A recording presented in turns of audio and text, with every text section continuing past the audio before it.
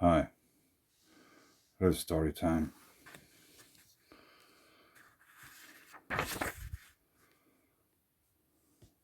That's the storybook. I just thought I'd open it somewhere and read some parts of it. Alfred Jeremias, the guy who wrote the Old Testament in the light of the ancient Near East, found textual evidence that the Sumerian zodiacal calendrical point zero stood precisely between the bull and the twins, Gemini, from which he concluded that the zodiacal division of the heavens, inexplicably to him, was devised even before the Sumerian civilization began in the age of Gemini.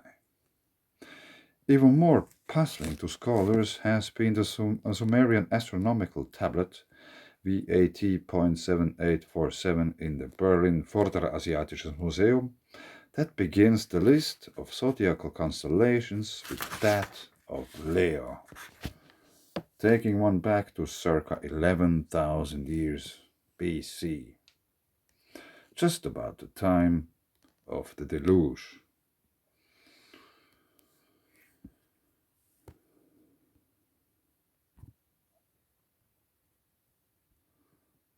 So, devised by the Anunnaki as a link between divine time, the cycle based on the 3,600 years orbit of Nibiru, and earthly time, the Earth's orbital period, the celestial time, the time span of 2,160 years for the precessional shift from one zodiacal house to another, served to date major events in Earth's prehistory as archaeoastronomy could do in historical times. Thus, if you want to read like thus, a depiction of the Anunnaki as astronauts and a spacecraft coursing between Mars, the six-pointed star, and Earth, identified by the seven dots and the accompanying crescent of the moon, places the event, time-wise, in the age of Pisces, by including the zodiacal symbol of the two fishes in the depiction 94.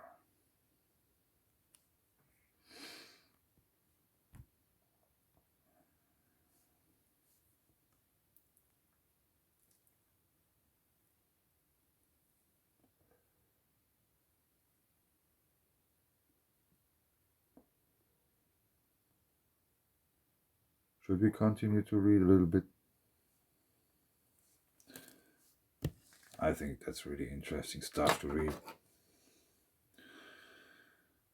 Written texts also included zodiacal dates. A text placing the deluge in the age of Leo is one example, even if we cannot be certain precisely when mankind, I'm reading from the book itself, was made aware of the zodiac. Clearly it was long before Guday's time. Hence, it should not surprise us to discover that zodiacal depictions were indeed present in the new temple of Lagash, not, however, on the floor as in Bet Alpha, and not as symbols carved on boundary stones, rather in a magnificent structure that can rightly be called the first and most ancient planetarium.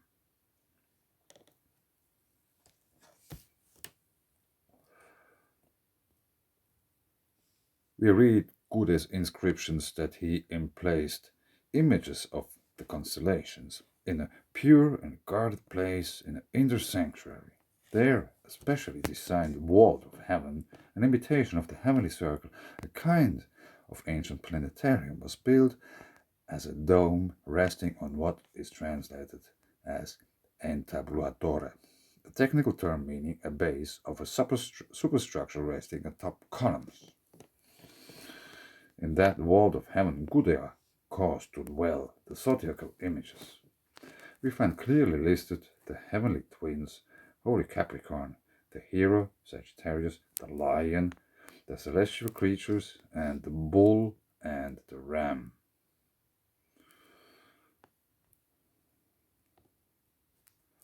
Yeah, if you want to see those pictures too.